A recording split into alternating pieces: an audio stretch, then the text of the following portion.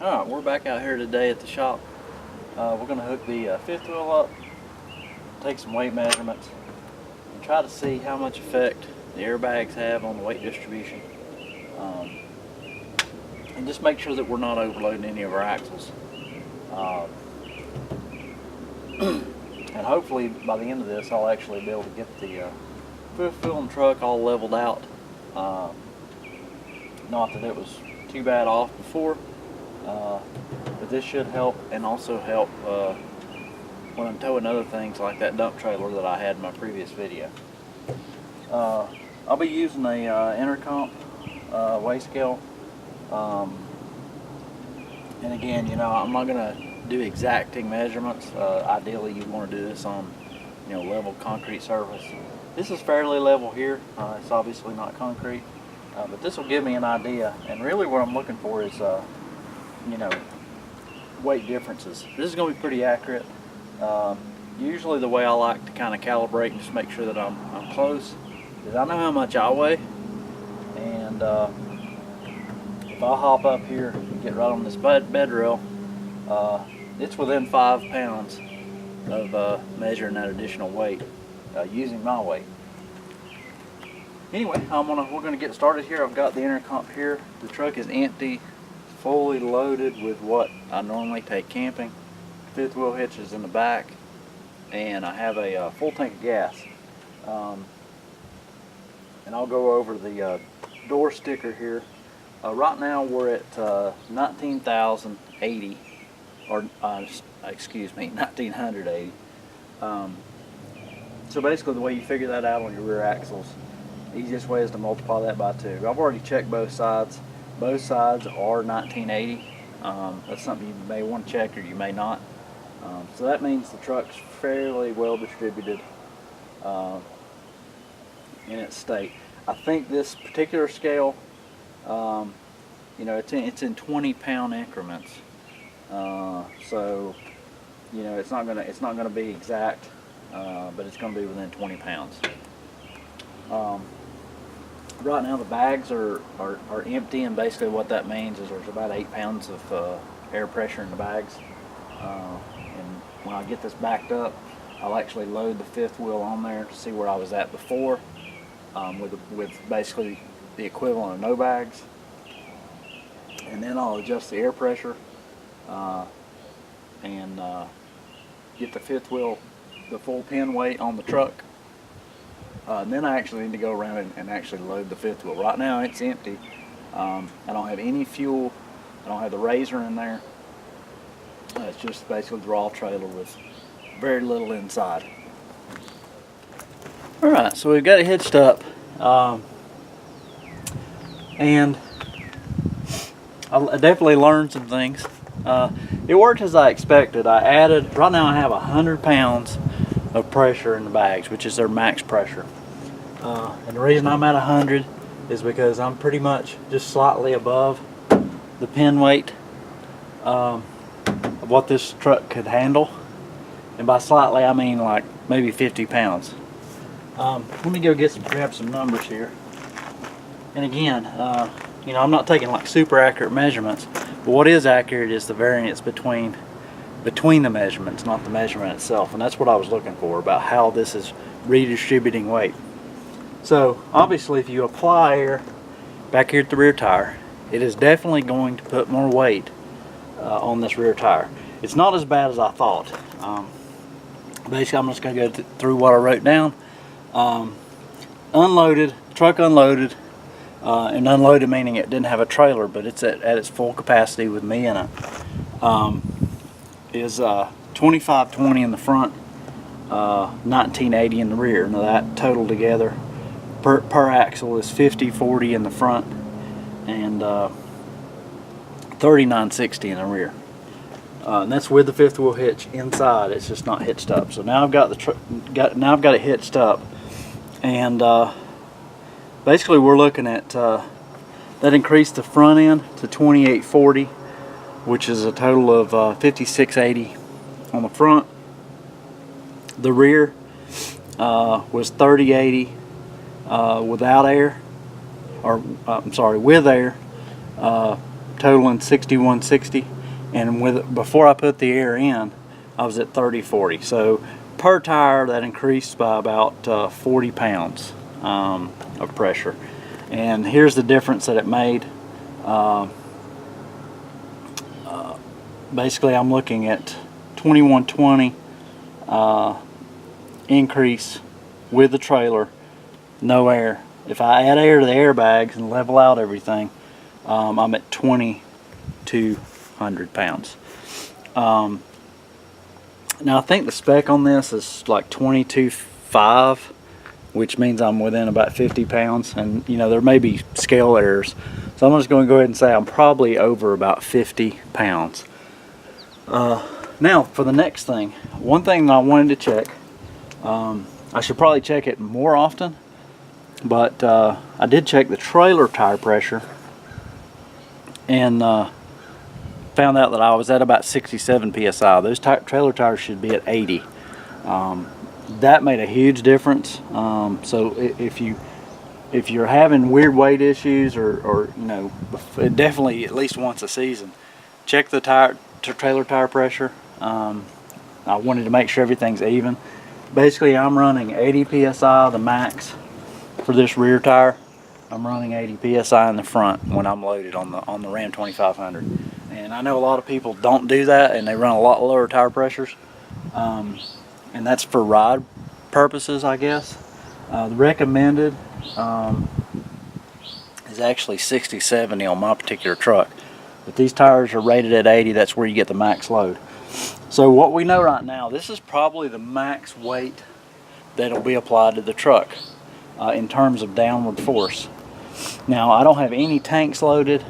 I do not have the RZR loaded. And I don't have a fuel load. Now my fuel, a majority of my fresh water is actually directly above the axles, and the additional weight that I'm going to add to this camper is going to be in the rear in form of the RZR itself and fuel. So I expect when I do that, I expect the pin weight is actually going to go down on the truck. It's going to put more weight at the back end of the trailer or directly above the axles, which will kind of change the dynamic of the weight. So I'm going to get to that now. And you know, again, I'm pretty comfortable with these numbers. I know that I'm not overloading my tires. I'm nowhere close on the tires, actually. I'm right up to probably really close to the max that this truck can do on the rear axle and on the front axle. I don't necessarily like that, but I have a feeling when I get this RZR loaded and set up the way that I normally tow, which is no water and the RZR in the rear, that this is going to change and get me, you know, back down around. I think the last time that I measured this, it was around 1900 pounds. Which is 250 pounds, 350 pounds less than what the truck's pin weight is. And pin weight, 350 pounds, is a pretty big number. Anyway, I'm going to get to it. I've got the ramp down on the back of the trailer. I'm going to pull the RZR around and load it in. One thing I have not tried in mine, a couple of the forum posts for toy haulers, a lot of guys load their RZRs in rearward. I did check the weight. The rear is heavier than the front. So I'm going to actually try to load mine in backwards, where the front's, you know, you just drive out normal and you back into it. That's not how I've been towing the RZR. I've been just pulling it in frontward and then backing it out. I'm gonna try both ways and see how much difference it makes. I don't expect it to be a whole lot. It's probably better for the trailer to actually back it in, because you get more of the weight over the as close as you can to the center line of the axles.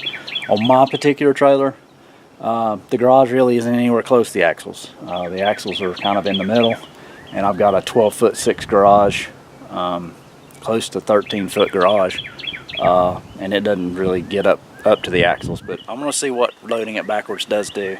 You know, obviously that's a pretty long lever. So I'm going to get to it, and we'll check these numbers again here in a sec. Alright, we've got some things measured.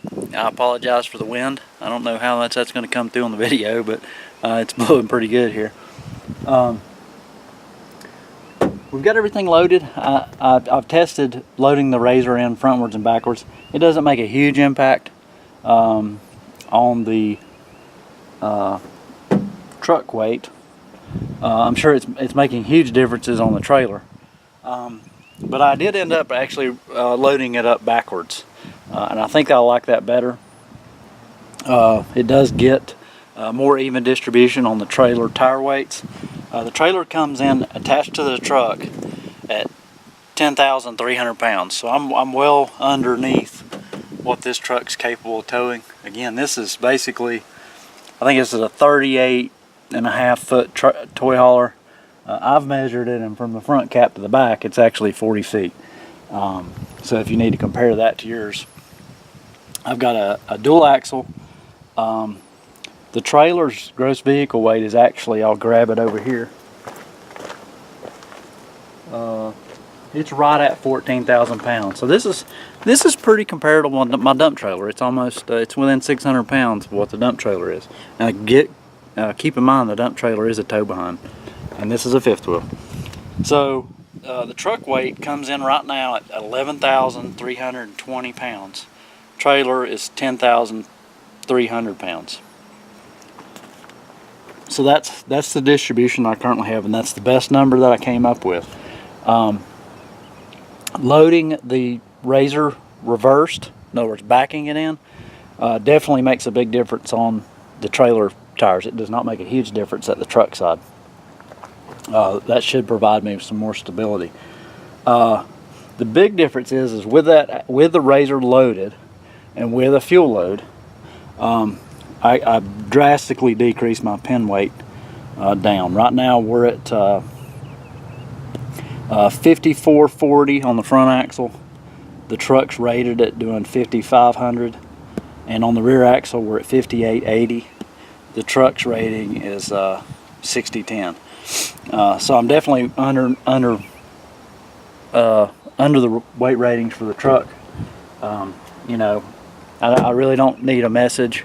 I'm well aware that, you know, it's not ideal to run your truck close to the max ratings, but I have a single rear wheel truck, and I've not made the decision yet, which I probably will later, as I use the truck less and less for general daily stuff. With that being said, a lot of people question, and you run into issues. The main reason I bought this Puma Unleashed is because on paper it did appear that it was it would match up with a 3/4 ton truck, and this right here proves it.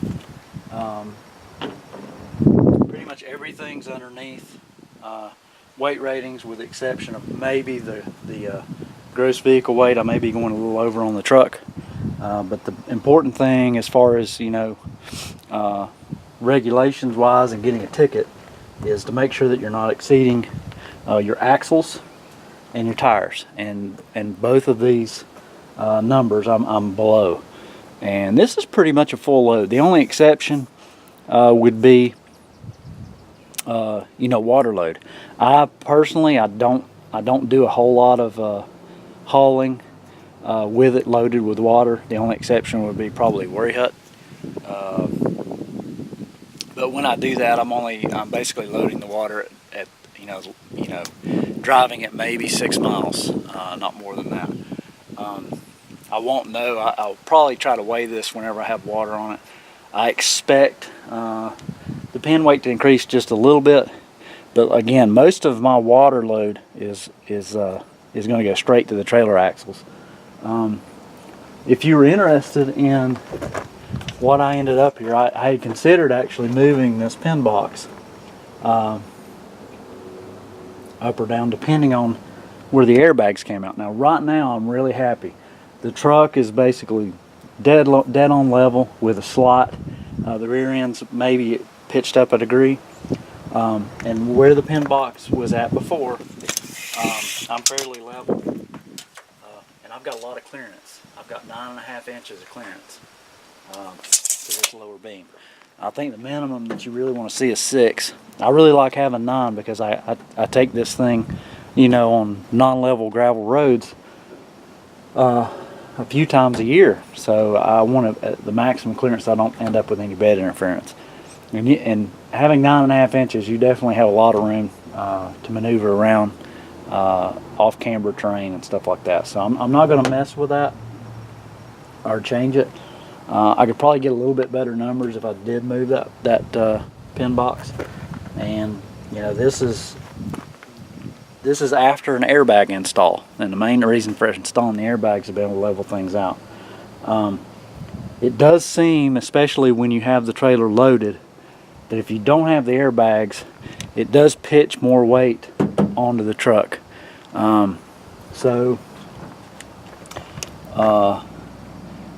It didn't make a huge difference when the trailer was unloaded, but the second you put something in the rear of the trailer, if this is pitched down, a lot more of that weight transfers to the truck. So if you got a pin weight issue, a lot of people say that it doesn't, like, you know, airbags doesn't fix it. I would say that that's probably incorrect, or I don't think they're looking at the whole dynamics of the trailer. And again, a lot of it has to do with how you load your trailer. But definitely, you know, getting this pitched up, that most of the extra weight that I load up, or the optional weight that I can move around, is in the rear of the trailer. It makes a huge difference. So all in all, I'm pretty happy. I think this is ready to go. This will be pulling out here sometime next week. Pretty much everything's loaded, and I'm ready to get to riding. I'll be doing a little bit of riding up at Worry Hut, and then I will be going to Windrock for almost 2 weeks. And I just wanted a nice, pleasant ride over to Tennessee. Like I say, I really haven't had a huge issue till I get to around Knoxville area, and you know, semi goes by or something, and I was getting a little bit of wiggle waggle going down the road. And I think this is going to make it a lot more stable, or at least I'll feel better. I really won't know till I get out there and try it. I just know that looking at the numbers of what I was doing prior to this, I think I've made a drastic improvement. One, in getting the the caster angle on the front end of this truck is much better now, with these airbags actually tilting, getting the rear end back up. Also, the trailer as it sits, you can't tell a whole lot of difference here because the trailer's so long, but it did start making a difference in getting this space, this and the bed more parallel. Basically the only difference in parallel is now the truck's pitched up about 1 degree, and you can kind of see that taking measurements. Here we're right at 9.5, and if I go back about a foot, I'm right at 9.5. So really there's only maybe a 1/16 of an inch difference. Now I know if you extrapolate that out, that is a measurable difference, but that's way better than what it was. It was actually, I was actually measuring close to 10 here, and at my 9.5 I got closer to the pin box hookup, or the pin. So that's made a huge difference. I also think that'll make a huge difference in the rear. If you've seen my previous videos, the Puma, the way they mount the spare tire and the little triangles on the back that drag, I've had a little bit of an issue of that rear end actually touching the ground, and dragging. Looking at it now, probably in the rear I've probably gained several inches of clearance in that particular articulation. What it is as I come up out of the driveway, I'm kind of in this kind of mode where I'm on a flat spot, and then I'm having to climb, and it's cresting through that curve. The trailer axles on these Pumas are already flipped in the factory, so I've got plenty of height to go the opposite direction. Up at the top of the hill I've got to crest over, and I've got my jacks coming over close to hitting, but that tail section, because this truck is so long, is I've basically ended up dragging a little bit and had to back up. A lot of folks just take the spare tire completely off, that way it won't drag, because the spare tires probably gives you about 3 more inches of ground clearance in the rear. Anyway, I hope this helps some people out. Feel free to drop me a line if you have any questions. You know, again, feel free to comment. You know, it really doesn't matter to me. But I'm already well aware that for all you dual rear wheel guys, that's probably a superior way to tow. However, the single wheel for this particular trailer works really well. And again, this is a Puma Unleashed 373. Still loving it. I really have not had any issues whatsoever with it. And I highly recommend it. If you got a 3/4 ton truck and you want a toy hauler that's economical, that is really, the inside, the interior where you actually live is like really nice. And it has a very large garage. Here at the end of the video, I'll kind of do some shots of how I loaded it, and I'll give you a shot of this weigh scale where we're at now on this rear axle. But anyway, thanks for watching, and please subscribe and share. Okay, here's our final, what we came in on the rear axle. I don't know how well it's going to come through on camera, but it's 2920. Gotta try to get some of the glare off. 2920 on the rear.